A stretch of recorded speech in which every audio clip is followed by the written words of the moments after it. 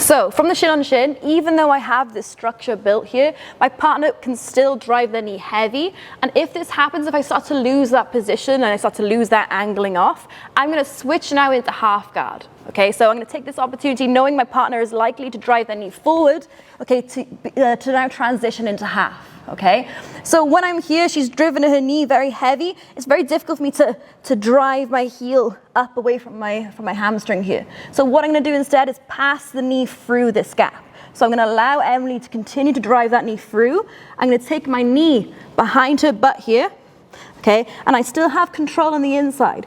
I'm going to tuck my elbow in to hide it. Okay, if I leave it out here, she's going to be able to catch my elbow, lift, and then she can knee cut through this space. Okay, but because my elbow is still on the inside, I still have that inside control. She doesn't have the underhook. I'm going to take this opportunity to come up on my elbow to hide it behind her knee. My hand is going to cup the knee, so I'm aware if she's trying to drive it out this gap. Exactly. So when she tries to do that, I'm going to isolate the knee here, making sure she can't cut through deep. And now this hand is going to hug around the hip. Okay. If I feel that she's still sat heavy on her heels here, okay, this can still make it difficult for me to control. Emily can still potentially knee cut through, and although she doesn't have the inside space, as she knee cuts through here, okay, I still lose the position. I can maybe turn up to my knees, but I don't have adequate control. So if we go back to position. So what I'm going to do, she sat heavy on her heels. I'm going to use the fact that I have this knee behind her butt to bump her forward. Okay, so I'm holding the knee, my feet here, I'm just going to cross them temporarily so I don't lose control of the ankle.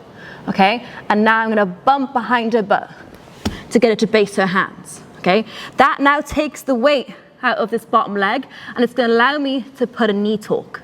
So I'm going to switch my legs here from being crossed at the ankles. I'm now going to hook my top leg over Emily's ankle here. So if I show you in a better angle, so I'm here, okay, I go shin on shin, she drives that knee heavy, I'm going to hug around the hip, okay, cross at the ankles, and if she's sat, I'm going to bump with my back knee to get her to base her hands.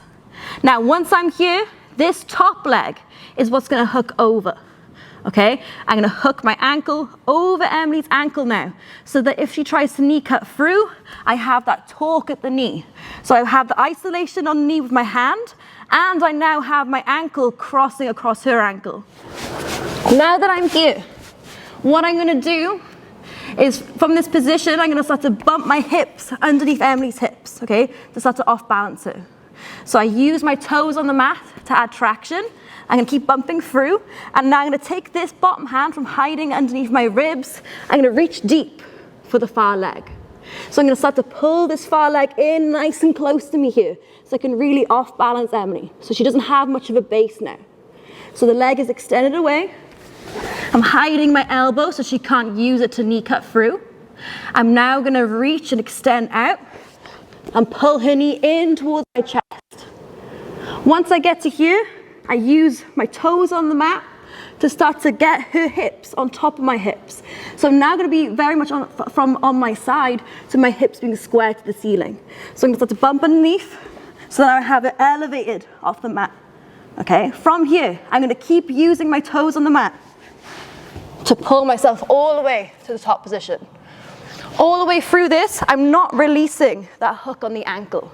That's what's going to stop her from just sliding her way through on that knee cut and creating a scramble. So I'm here.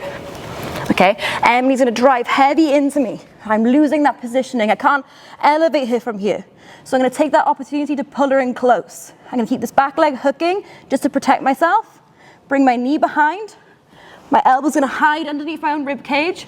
And right now, my bottom hand, I'm going to take it from underneath her hamstring here to around the hips. So I'm pulling the hips nice and close, making sure I'm very much on my side.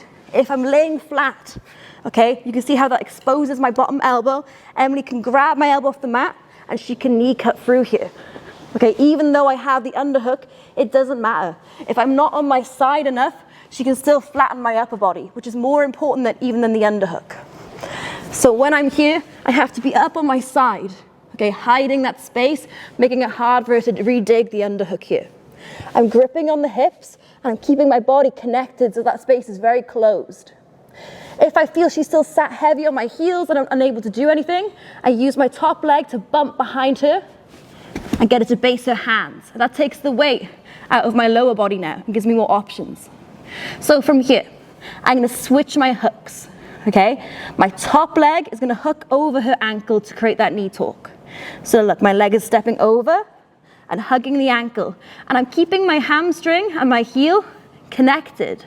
So that space is very close. Now if Emily tries to drag that knee out, I've got control of her kneecap with my hands, that same sort of shadow swan grip.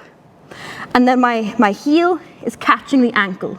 So I've got that knee torque on here. Now from here, notice how my toes are active on the mat.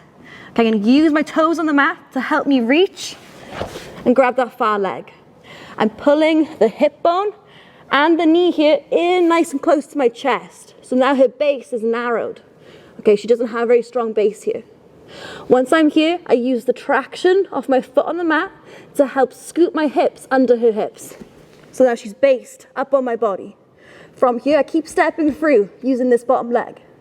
From here, I keep shrimping my hips out until I can come up to top, and all the way through, I'm keeping that heel and hamstring connection here, keeping that knee torqued all the way through.